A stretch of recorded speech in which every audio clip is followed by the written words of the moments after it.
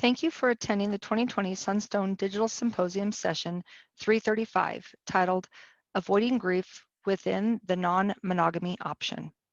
The audio from this session will be available for purchase at sunstone.org after the symposium. The video recording of this session will be available on the Whova app for approximately 3 months, beginning at the end of August 2020.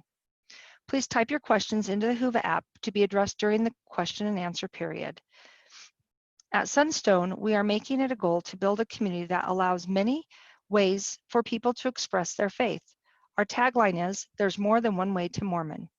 We invite you to help us build a community where all paths are given space to be better understood.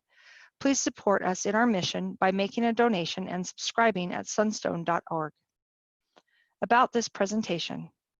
As a therapist who specializes in marriage, sexuality, and faith transitions, Natasha has noticed that many couples decide to open their marriages for a variety of reasons during or after a shift in LDS religious belief or orthopraxy. This is of particular interest for 2 reasons. First, we mirror a trend in the larger culture that is becoming more comfortable defining relationships outside of typical monogamous structures. And second, the history we have with Mormon polygamy. This session will offer considerations, discussion, and strategies to help couples navigate these new possibilities in effective, strength-building ways. I will take a second to introduce our speaker to you before we begin. Natasha Helfer-Parker is the owner of Symmetry Solutions, a licensed clinical marriage and family therapist and a certified sex therapist. She has been in practice for over 20 years and specializes in mental health therapy, sex therapy, and sexual concerns, family couples, services, and faith transitions within spiritual journeys. I will now give the time over to Natasha.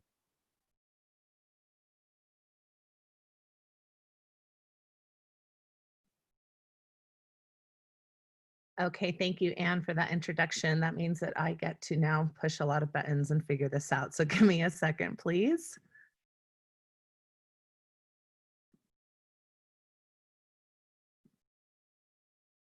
Okay, hopefully that is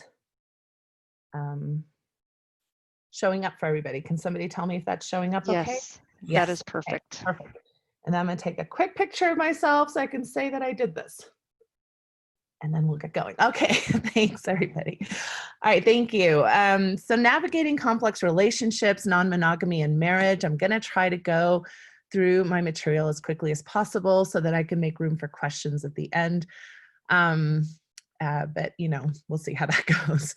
And I always like to start off a little bit with disclosures as far as expectations for the presentation and kind of where I'm coming from in a space where I only have an hour to share with people that I can't even see your reactions at this point. So I think it's important to kind of set the stage, which actually is a good tip for sexuality in general. It's good to set the stage and expectations from the beginning. I am coming at this presentation talking in generalities and probably for the most part, looking at people who have already been married in a monogamous setting, excuse me, for a period of time and then are exploring non-monogamy afterwards. Of course, there's many people who start off relationships from a non-monogamous construct to begin with. So not that some of these tips wouldn't apply to you, but just so you know kind of where I'm coming from. So a fairly heteronormative approach to a non-monogamous approach. At the same time, there are also many people in our culture who find themselves in mixed orientation marriages, mixed gender identity marriages, et cetera, which this may also apply to as well.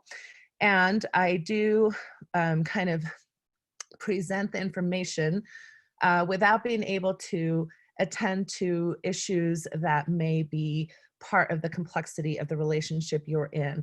So for example, there are many of us who have a history of sexual trauma, sexual abuse. That's not really going to be addressed here today, but that can be a thing that of course can complicate this context if that's your situation. I'm also not going to be addressing anything that has to do with domestic violence, coercion, kind of exploitative ways that people sometimes feel pressure to go into non-monogamy, I'm assuming that those kinds of dynamics are not going to be present in my presentation, right? I'm not saying that I assume those things aren't present.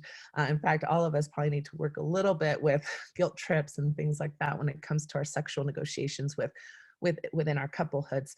But I just want to just state from the get-go that that's not really something I'm going to be addressing, which is important to address if you're considering non-monogamy. And if you're dealing with any of those issues, I would of course recommend more intense help than an hour seminar can offer through somebody who's trained in sex therapy, etc. Okay, so those are kind of my initial expectations for you to know where I'm coming from today.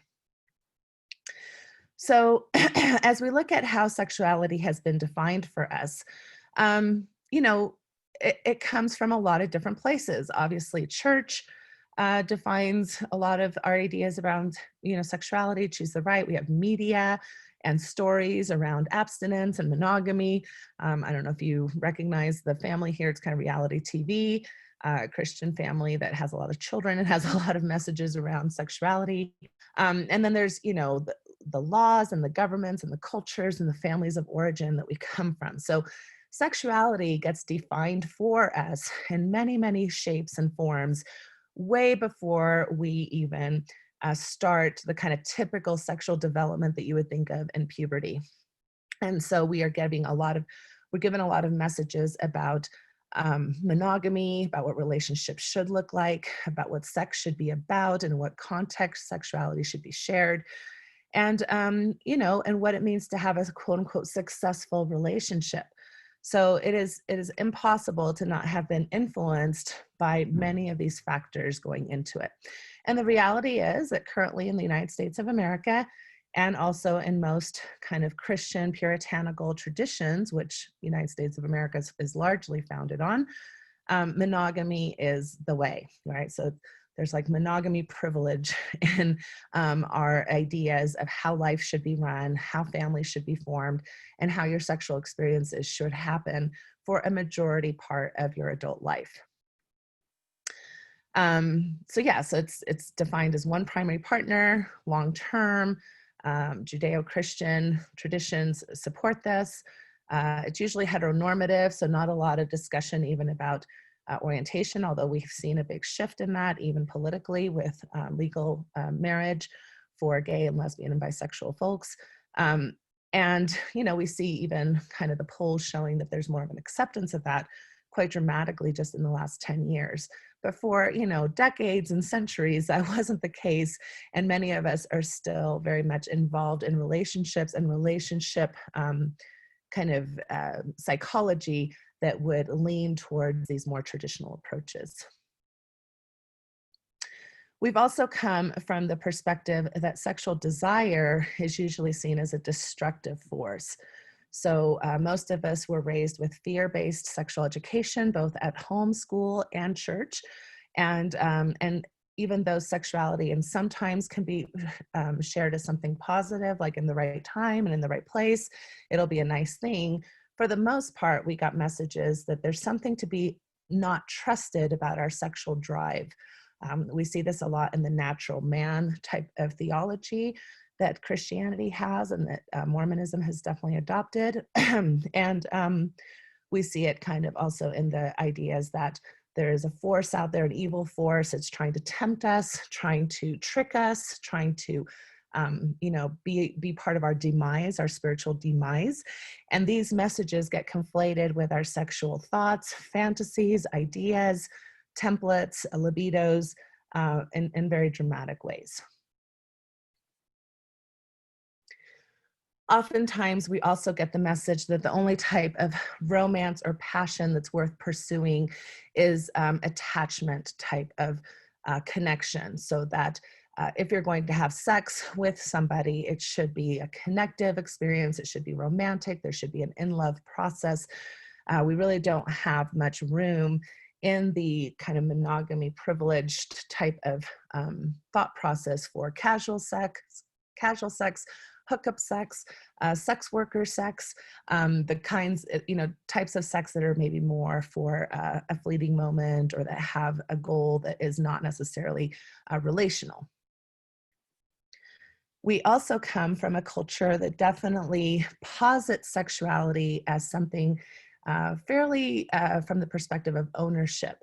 You know, these songs that sound so romantic and lovely, when you really think about them and, and listen to them, the whole, you know, you belong to me and I belong to you. And it's quite possessive.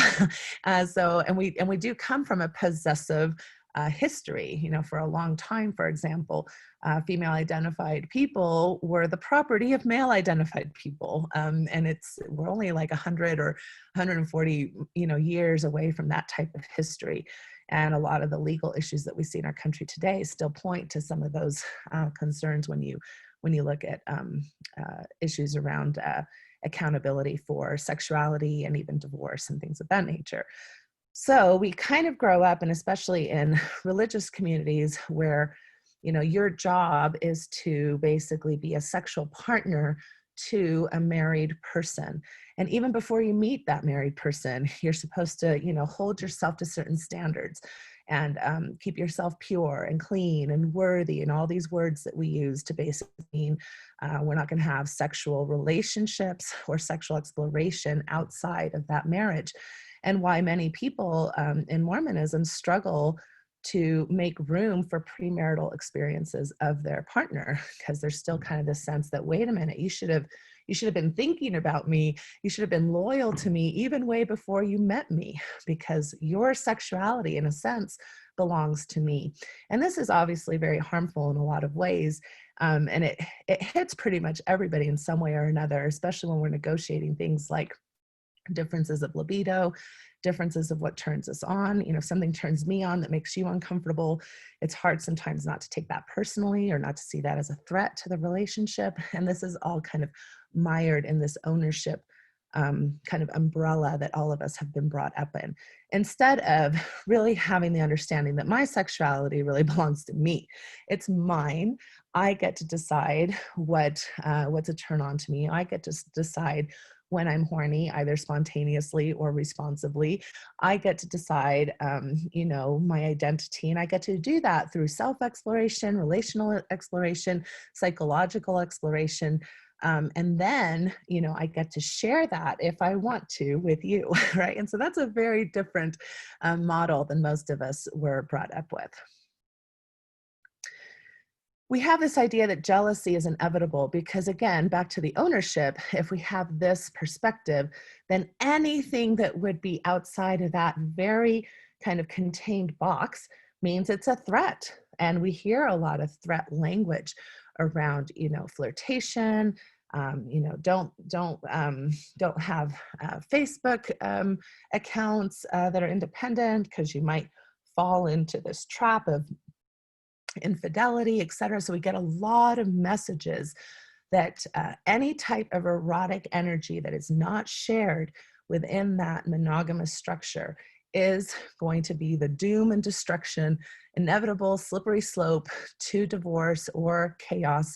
And so jealousy is almost a learned behavior. We are taught very much to be very hypervigilant of each other's sexuality, of what it could mean, and when there's a potential threat to the partner. This also shows up in gender bias types ways. So, you know, when men are taught that, you know, women are in a sense that they earn women, they earn, you know, sexual experiences, then it can feel they can have kind of a territorial sense of sexuality that's been, you know, passed down. And so any sexual experience that a woman might have might seem like a threat to him. Females oftentimes are growing up in a media-ridden world that has objectified the female body. And so, you know, we're often taught that a lot of our value is in how pretty or sexy or attractive or desirable we are. So of course, if there's any other woman who may also be attractive or desirable, that's a direct affront to me. And if you're attracted to another person, how could you still be attracted to me? So this falls in a lot of black and white thinking. So again, I'm sweeping with wide brushes here, and we could spend a whole hour just talking about this concept in of itself, because there's many more gendered messages that we get about what it means to be a successful sexual female and what it means to be a successful sexual male, in very binary ways, because gender is still such a binary concept in our culture. So lots of ways that jealousy was taught as an appropriate response, and again, kind of a possessive response, because you feel threatened and scared that what's dear and precious to you might be lost. So I'm not saying that you shouldn't feel jealous. I'm just trying to explain why you feel jealous, and whether or not some of the reasons why we've been taught to be jealous are worth being jealous about, especially since the research doesn't totally support a lot of these myths. So a big part of, kind of redefining sexuality is understanding where we come from, and then coming up with our own ideas about what we want it to look like. So these are just some words, some thoughts that, you can decide how to take back the external authority of here's what sexuality means by, the prophet or the school teacher or your mom or, the media. We want to reclaim our own authority and decide what do I want to define as healthy sexuality? What's going to work for me? What's going to work for me in the context of as an individual, and what's going to work for me in the context of my partnership, if this is a partnership that I am interested in continuing to spend my energy and compromise and have some systemic authenticity around. Because remember that relationships will always require some level of compromise. And I know that a big challenge in the faith transition world is trying to reclaim your own authority. And people feel this drive to feel very individually authentic. So we kind of go through this phase where it's like, I'm not doing anything that I don't want to do. I don't want to be controlled. I don't want to compromise. I don't want to do anything that might even lean me into that direction where I felt controlled by this outer entity for so long. The problem with that is that the pendulum swings so hard that we make no room for actually normal, healthy compromise, normal, healthy ability to, consider somebody else's needs over our own in our primary relationship. So you just want to be aware that systemic authenticity is a thing. We can do things that are still authentic for the benefit of our partnership, and that doesn't have to take away from your individual authenticity. So come up with your own sexual values, your own sexual ideas about what would be necessary for you to feel like you're in a healthy sexual space. And I've got lots of resources to help you with this. I have a sexual values exercise. If you go to my website, natashaparker.org, there's a forms place, and there's some forms there, and one of them is a sexual values exercise. There's also like a sexual contracting exercise. There's several things there that might be helpful in this particular context. There's also a blog that I've done on the 6 principles of sexual health, and I did interviews with Doug Braun-Harvey on Mormon Sex Info podcast on each of the principles of sexual health, so that you can really kind of do a deep dive from an educator who is just phenomenal in our country, and he just has language that is so sex positive that it really helps you kind of reframe a lot of these ideas.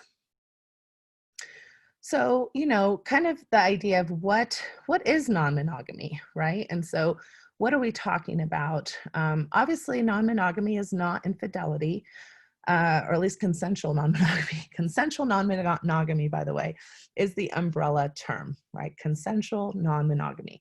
That implies that everybody who is involved is understanding of what's happening, that everybody has consented to the contracts and the negotiations, and that obviously there's more than just 2 people involved, right? That's the non-monogamous part. Now, there's all different kinds of non-monogamy. So when you think of, for example, polyamory, which is another very used term, that in a sense implies romance or love or emotional connection. And some people really want that in their non-monogamous experiences. They want to be able to not only explore their sexuality with more than one person, they want to be able to explore their emotional connection with more than one person.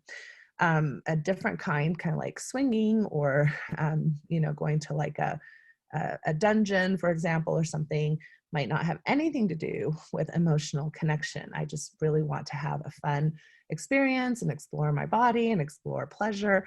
And I may or may not want to do that with my primary partner, whereas I may want to do that in a solo way and go on my own, or I may want to do that with my partner, and that enhances our sexual eroticism. So there's lots and lots of styles and different types. So I think that, when you think about the different types, let me just get all my points up so I can gather my thoughts. So one kind of interesting aspect of non-monogamy, if you really want to stretch the definition a lot, is the sexual relationship with self, right? So if I have a sexual relationship with myself, with my brain, with my fantasies, with my thoughts, that I may or may not share with you because some of my individual aspects are private, maybe mindfully private, and or it's probably not even realistic that I can share every single thought I have with you, because we'd be talking all day long, right? So this idea that non-monogamy can actually include aspects of my sexuality that you do not necessarily have access to, that are just in my own experience with myself. Things I think about when I masturbate, for example, things that maybe I look at from sexually erotic material that, maybe as I masturbate, or that I enjoy, relaxing to, or things like that. So those are kinds of my own things that don't necessarily mean I'm going out and having relationships with other people, but I am having a relationship with myself and my fantasy and my sexuality that you're not necessarily always included into. We can also go into the realm of just flirtation, energy, sensuality. So some couples think of non-monogamy as it's okay if you're flirty, it's okay if you, text back and forth in kind of flirty, provocative ways. We really want to enjoy kind of some of that energy, that new relationship energy, and that brings a lot of erotic mystery back to us, but we're not going to cross the line into any physical type of activities, so there's no kissing, no touching, things of that nature. And these days, it's also very important to be very clear with each other about what is okay, even if you're not touching, what is okay or not okay on a webcam, for example, right? Or on a sext, because those can, of course, include pictures, and you can have, you can have shared like masturbatory experiences on a video cam with somebody. And one person can be like, well, but I wasn't physical with them. And the other person can be like, actually, that feels like you totally crossed the line into infidelity, right? So you want to be very clear about what your boundaries are, especially in this world of video and technology that we have. So deciding, again, what works for us, having a reciprocal approach to the commitment. A lot of times what happens is that one person is maybe more interested in this option than the other to begin with. And so how do we keep it as reciprocal as possible? Like with most sexual things, it's very rare to have both people in the primary relationship be equally excited about anything, right? Whether it's how often to have sex, how to have sex, when to have sex, where to have sex. And so sexuality is a constant invitation to negotiation and communication. And so it can be very, because non-monogamy is such a taboo topic and such a taboo option, and we don't have very much role modeling around that, it can feel very, very scary, or it can feel very, very pressured, or kind of upsetting when a couple is initially talking about this option and it doesn't feel reciprocal. So you want to just make room for that. And I also want to say that just because one person is excited about exploring non-monogamy or brings it up, that doesn't mean it's going to happen. There's a whole negotiation process. So hopefully we can at least have these conversations without necessarily feeling like the conversation in of itself is a deal breaker, or that it's such an egregious thing to bring up that now our relationship is ruined. I hope that we can move into resilience in our relationships where really we can bring anything to the table, even if it's concerning or doesn't fit your erotic energy. Kind of the classic, don't yuck my yum and don't yum my yuck, right? Which is a really good concept to not shame somebody for their erotic ideas, even if they don't match yours, but to also not pressure somebody or make them feel bad if they don't share your erotic ideas. And you can see how that can go both ways, right? It's the classic, well, you're just frigid and non-open-minded. Well, you're just a pervert and, like hypersexual, right? So we want to stay away from those kinds of blame games. We have a right to how we show up. And it's so nice when we can have a partnership where we can at least talk about these things, even if we never end up doing them. And using your values and ethics and morals as a couple can really help you define these new parameters. Oftentimes, we were taught that sexual values are a to-do or not to-do list, right? So when we think about sexual values, a lot of times people think, well, you don't have abortions and you don't have premarital sex and you don't masturbate, right? Or you don't, for some people back in the 80s, you don't have oral sex even in a monogamous relationship, right? Because they came out with that letter from the first presidency that then got kind of rescinded.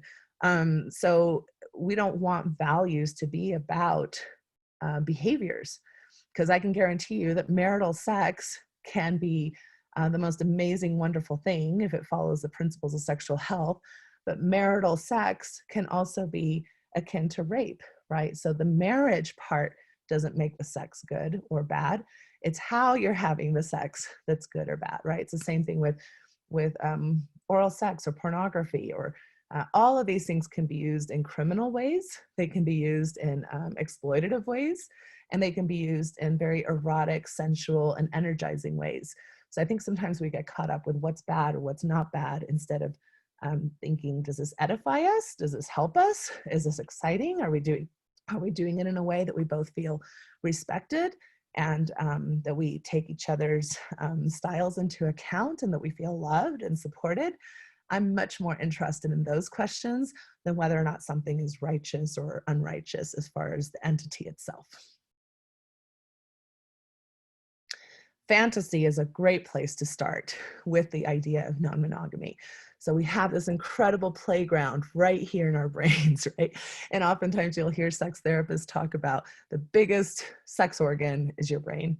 So maybe you're not comfortable taking some of these ideas really out into the world because of risk, or because of your values, or because you're just uncomfortable for whatever reason. But you can have a lot of fun just making up scripts, talking about things during your sexual experiences together. I always love to bring up the example in Modern Family where the heterosexual couple that has kids, they about once a year or something, they go out to a restaurant, they pretend they don't know each other, they pick each other up, they go to a hotel, and they have, hookup sex, right? And they've been married for 20 years, right? So they are playing out a non-monogamous kind of fantasy that is very erotic. And I just did a recent podcast with Justin Lehmiller, who just wrote a great book. I forget the name of it now. I think it's What Do You Want? Something like that. Justin Lehmiller is his name. And he did a ton of research about what people fantasize about. And he came up with like 5 major themes, and I'm not going to know them all, but non-monogamy is definitely one of the primary ones. People think about what would it be like to have a partner join us, or what would it be like to be involved in an orgy, or what would it be like to be able to come home, but I've got somebody on the side that I go and have other types of sex with. So this is a very normal, common fantasy that people think about. So you can use your brain without even entering into the world of having to negotiate actual experiences. I think a really important question to ask yourselves is, why are we interested in this? Why are we looking to change our current status? And to be really clear with yourself about what you're looking for. What are your expectations? Because again, we tend to have a lot of myths, stories, narratives, and also realistic and unrealistic expectations about what these things are going to look like or mean.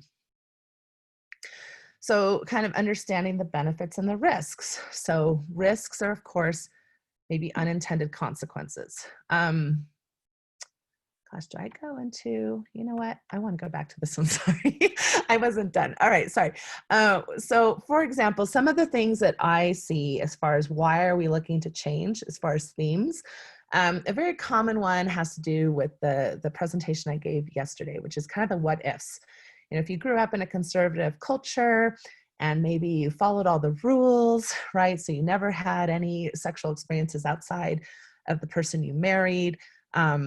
That can feel like, gosh, I didn't get to have the experiences that are oftentimes idealized and romanticized in the media and in kind of our current culture here in the United States. And that's okay. That's an okay reason to want to. But you know, kind of like what I talked about yesterday, you know, I just want you all to understand that even if you hadn't grown up in a sexually kind of conservative culture, it doesn't mean that you would have had phenomenal sexual experiences and you would have been completely sexually you know, kind of integrated and, you know, just super sexually healthy. We have a lot of sex negativity in the United States, and I see lots of non-Mormon clients who are struggling with many of the same themes the Mormon clients are. So I just want to put, you know, some realistic expectations on that. Sometimes there can be an orientation or gender identity issue, right? So if you were a gay man and you felt pressured, for example, to marry a heterosexual woman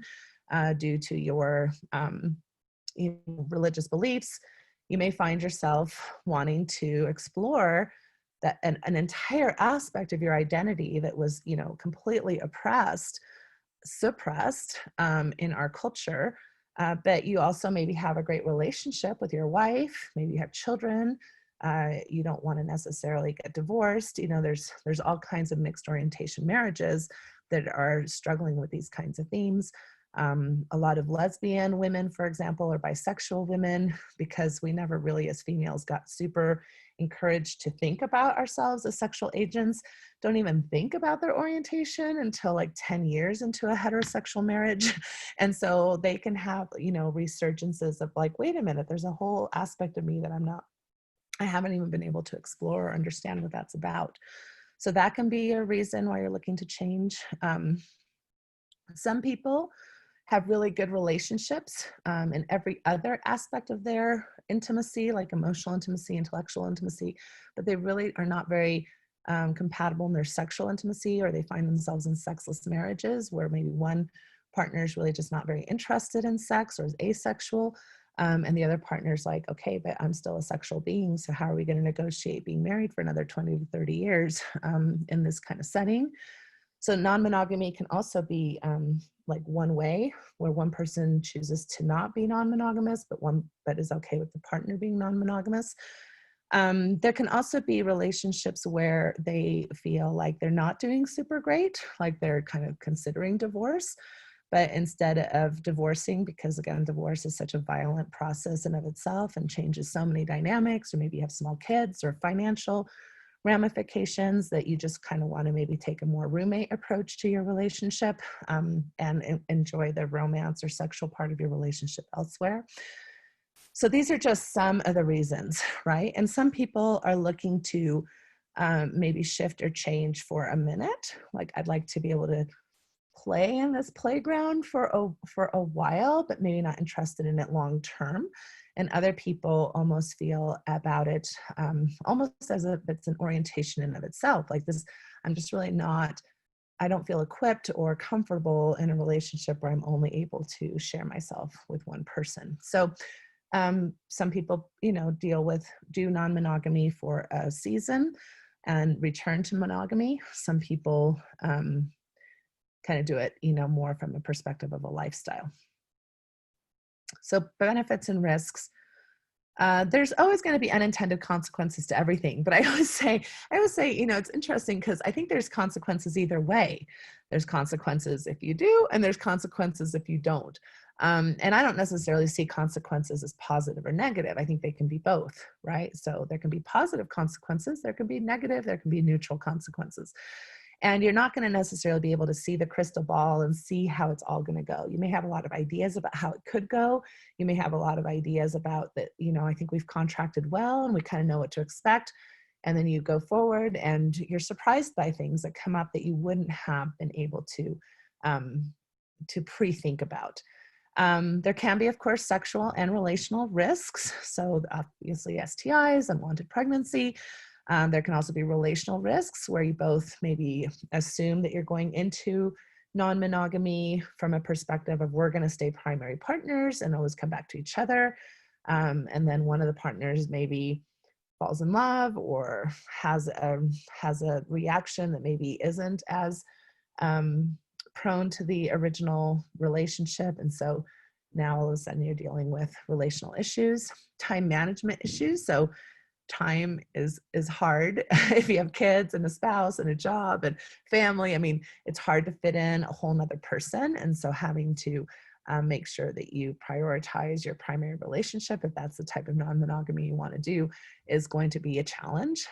Potential pain, right? So anything new is hard, and anything uncomfortable is going to bring discomfort and stretching and growth in ways that sometimes we really can feel like, why in the heck did we do this? Or why am I feeling, why did we take this risk to begin with? You might face discrimination if other people find out that you're non-monogamous. So we're still very much, even though it's a growing trend and many more people are playing with non-monogamy contracts, it doesn't mean that it's become the norm by any means. And people are oftentimes looked down upon or treated differently or discriminated against. And of course, this depends geographically where you live as well. And the other risk that happens is that you might have an uneven experience. So let's say, for example, you both are like, okay, let's go do this, and maybe, especially if you want to have an experience where you both go do your own thing. Well, some typical stereotypical things, again, this is wide brushes, big time, but oftentimes females maybe have an easier time finding available partners who are interested in kind of casual, sexual experiences. Whereas sometimes male identified folks maybe don't as much because there's not maybe as many females out there who want to have a sexual experience with a married man. And so at first, maybe one of you is having more success than the other, or maybe one of you is an extrovert and one of you is an introvert. So it doesn't matter the sex of each of you. One of you is just more adept at flirting and having experiences than the other one. So that can feel a little disconcerting if one has to watch the other person kind of have more experiences than the other. And there's lots of ways to work through those kinds of things. Benefits, of course, is adventure, new experiences. Anytime we do things that are new, it usually, incites all those hormones that are all about adrenaline and excitement. New relational energy is an actual thing that they can track. So if you have new relationship energy with somebody, that's very, it's kind of like infusing yourself with, I don't know, like super fun energy that then of course you can bring back to your partnership. You can have an opportunity for a different level of self and relational awareness. There can be a lot of potential pleasure, and it can problem solve certain issues that we talked about in the last slide, right? Okay. Mistakes and regrets I often see. So just these, again, are just a few. Sometimes, like I said, the pendulum swings too far, right? So we're way over here in these like very conservative, very traditional, very heteronormative culture and upbringing. And we get this idea in our head and we're super excited about it. And we've already gone through all these changes, maybe in our faith, which is already a big change. And we just go whew, super fast and make rash decisions and kind of go to the opposite extreme without really having prepared ourselves or gotten the comprehensive sexual education that we need, or taken the time to really do the reframing in a mindful, intentional way. So the pendulum swing is real, and I just, encourage people, and even in their ideas, sometimes because we're black and white thinkers, both kind of naturally, and also American culture and Mormon culture has definitely helped us even be more black and white thinkers. We can go from like, monogamy is the only way, and I don't understand how anybody could do anything different, to monogamy is awful and oppressive and horrible, and the only way is non-monogamy, right? So we take that kind of same rigid thinking and just apply it to a whole nother set of beliefs or ideas. And so that's another pendulum swing type of approach. And so I just really encourage people to settle in, think of the gray, think of the nuance, right? There's bad and good on all sides of most equations. What's the other side of the coin, right? These are things that I think are important to think about. Communication is a huge mistake. I've had, people, again, like with the webcam thing, like, but I wasn't physical with anybody. And the other person's like, but that's obviously, you obviously crossed the line. So that means that one person understood something very differently than the other person did. And because we don't know how to talk about sex, really just in general, like on very basic levels, most of us don't really know how to negotiate sex, obviously in the non-monogamous sphere, which is much more complicated. There's a lot more things to think about. And so a lot of times miscommunications can really feel like betrayals for people. Again, this one is interesting because it's kind of like this idea, and I hear this a lot of times with the critique of non-monogamy. It's kind of like, well, people go do non-monogamy and then it just blows up their relationship, right? And so that's a risk. So I do want to say that, anytime you do something different, anytime you include more people, anytime you complicate something, sure, that's a risk.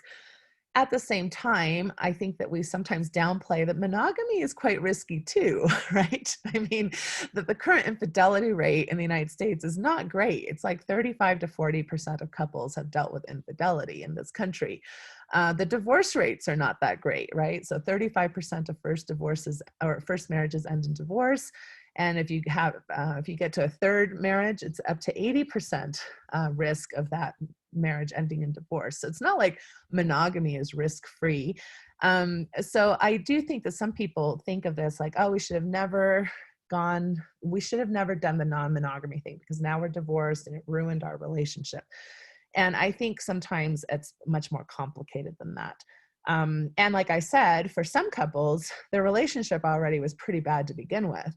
And this is kind of like a last-ditch effort to see if they can still compromise. And I see that as being creative and trying something that might work because they're already headed towards demise, towards relationship demise. So why not maybe see if this is another tool in the toolbox, right? So anyway, that's an interesting one to think about. And then the time. So again, I think a lot of people can be rash. A lot of people are making their non-monogamous decisions, after drinking some alcohol and being in a hot tub with a couple that they, are friends with. And that's probably not the best time, not to shame that. I don't want to shame that. If any of you have done that, I totally get it. It happens, right? I totally get it. But at the same time, you can see how that is a more impulsive way to approach it that is maybe going to lead to regrets. Like, did I really want to do that? What is our relationship with this couple going to look like now? They're next door neighbors or they're in the PTA or things like that. And so I encourage people to be more, if you can, be more thoughtful about the approach. And if you've had an impulsive decision like that, maybe go back to the drawing table and say, okay, what did we learn from that? What did we like about it? What did we not like about it? What did we, what information, what data can we derive from maybe a regret, and to inform us going forward? I kind of talked about this a little bit. So what kinds of non-monogamy? There's people right from the get-go that are just like, I'm not interested in monogamy from the beginning, don't really want to get married traditionally. These are people that kind of negotiate non-monogamy from an earlier age. There's people who want to be more like swingers or, do coupled experiences only. So there's like cruises and spas or, across the world that kind of, cater to these kinds of couples. And I've had many clients that attend these types of events and have a great time.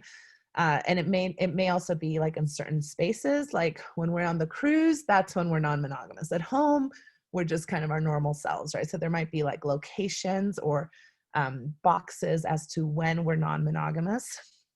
There's, of course, the more solo kind where you're going to go do your thing and I'm going to go do my thing, but we're going to decide what level of commitment we want. So these are kind of like terms that the non-monogamous culture has come up with, like primary relationship is maybe my heterosexual marriage, that I've been married for 20 years and we have kids, but I have a secondary, partner that I'm connected to.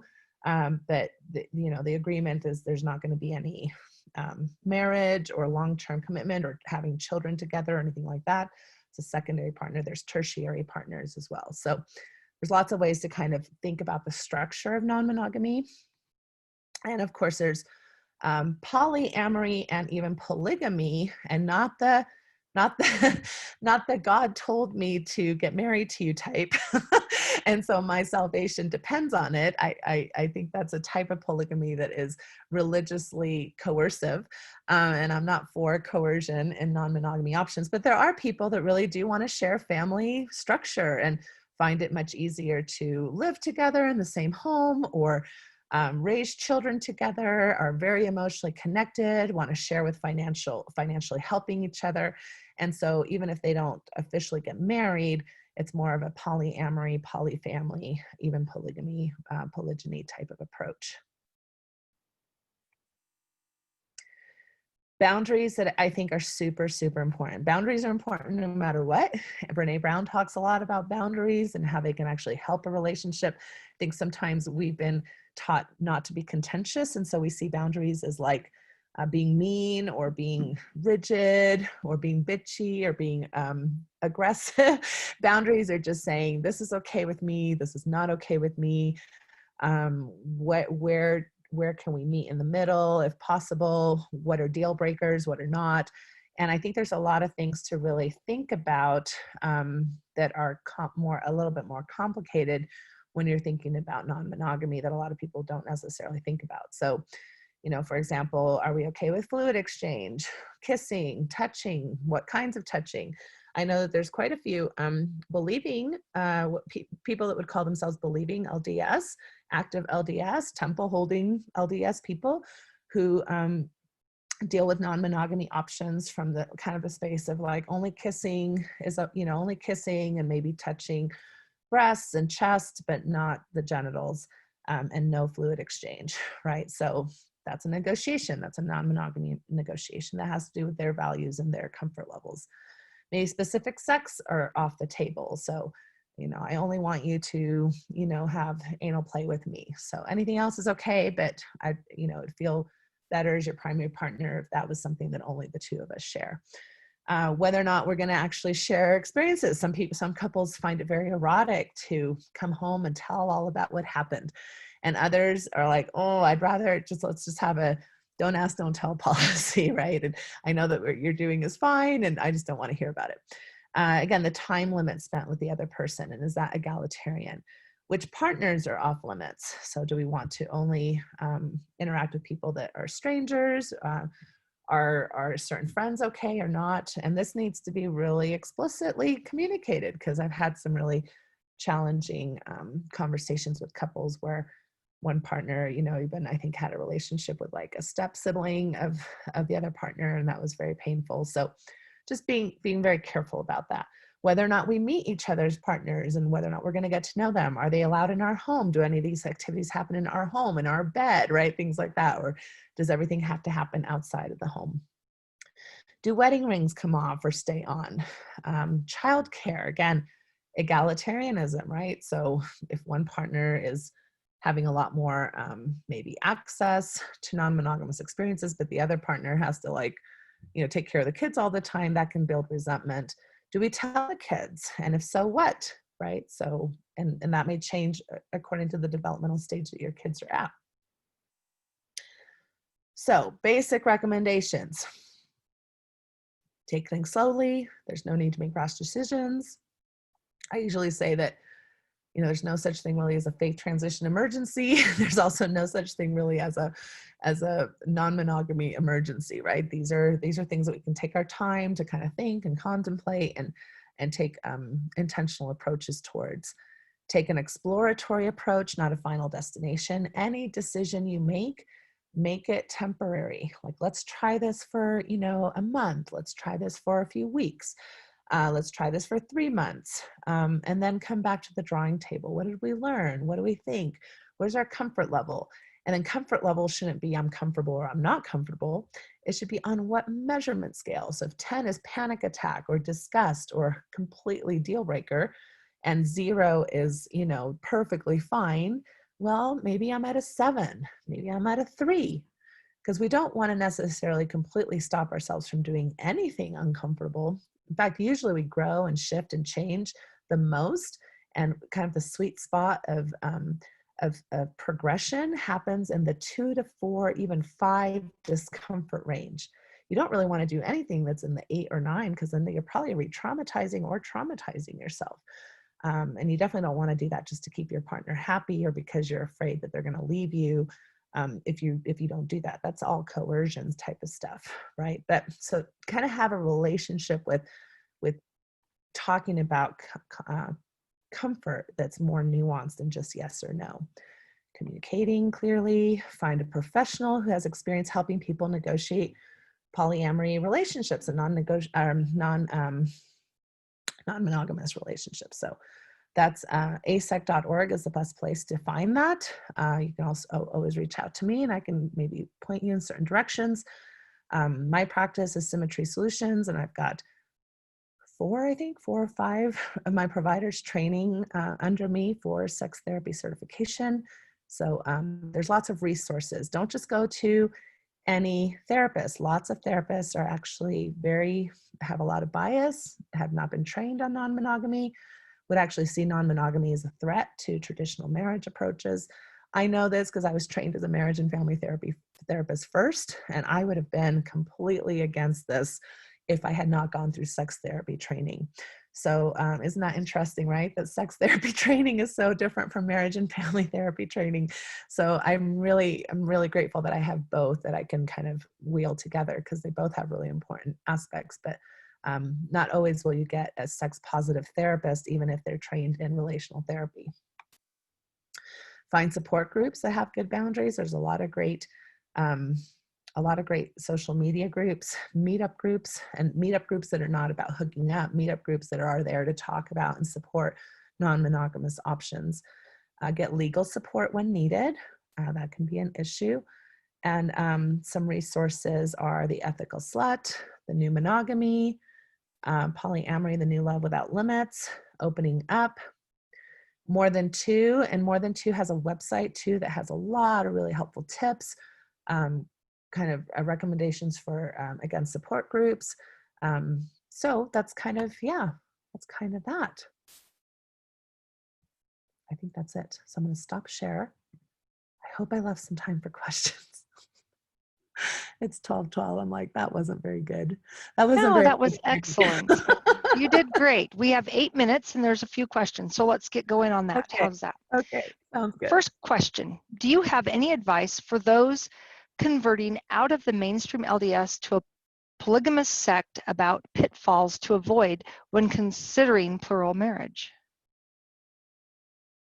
So if I understand the question correctly, and maybe I'll have to have you repeat it, people who are leaving mainstream LDS religion towards more FLDS, like fundamental LDS religion. Is that correct?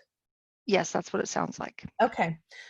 Well, so I do have like an internal bias towards the FLDS culture in the sense that I feel like it's difficult in that culture to not divorce this concept of what is the purpose for non-monogamy, right? So if polygamy is seen as this spiritual necessity, it's a necessity in order for salvation, that is a motivation that I think can be difficult to see from an authentic perspective, right? And I have similar critiques, for example, in mainstream Mormonism, right? So if it's part of your salvation to not be able to live your homosexual orientation, and therefore, these religious structures have decided that certain sexual expressions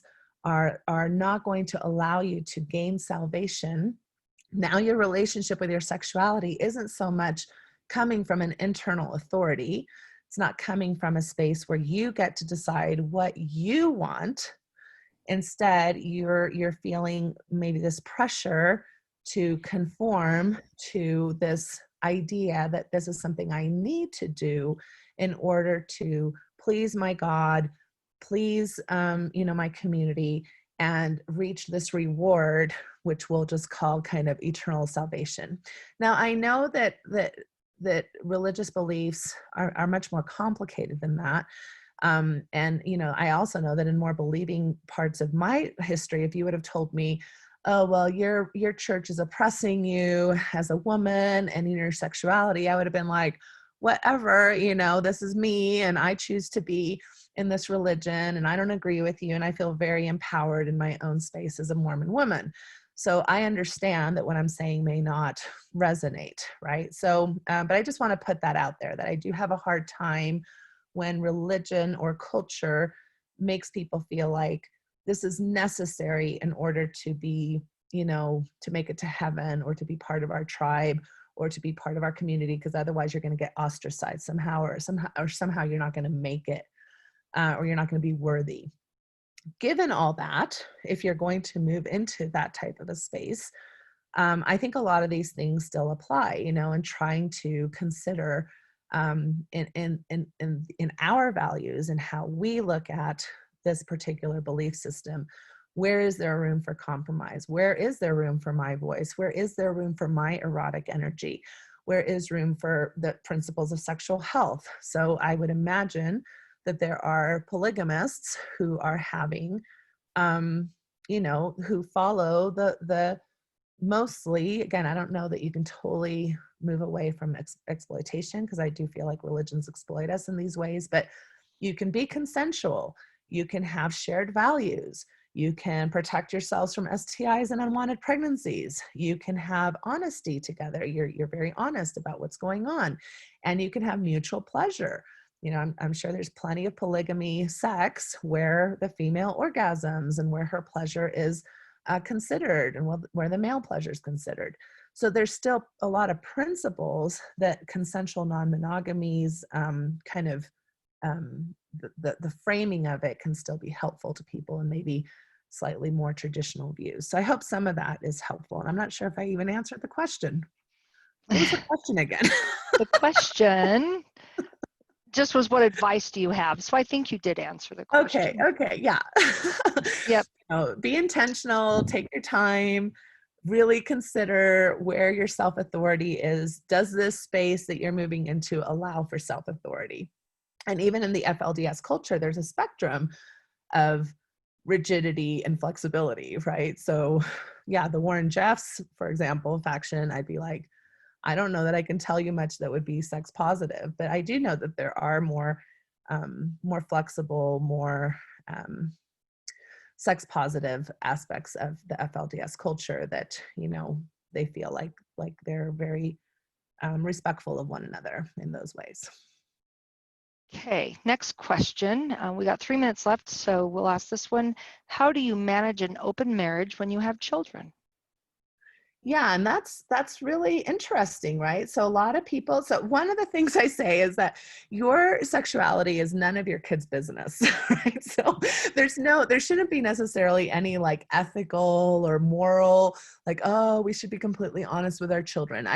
Your sexuality is private. It's not your in-laws' business. It's not your neighbor's business. It's not your children's business. At the same time, it depends what style of non-monogamy you're interested in. So if you want a polyamory type style and you're sharing kitchens and homes, I mean, you're gonna, want to talk to your kids. Or maybe as your kids get older, they just become a little bit more savvy and they notice that mom leaves, looking kind of all hot and pretty, on every Friday night or things like that. And so you're kind of thinking, oh, are the kids noticing things? So I think you need to figure out what type of non-monogamy you want, whether or not that type is conducive to more privacy or not. I think you want to think about the developmental stages of your children.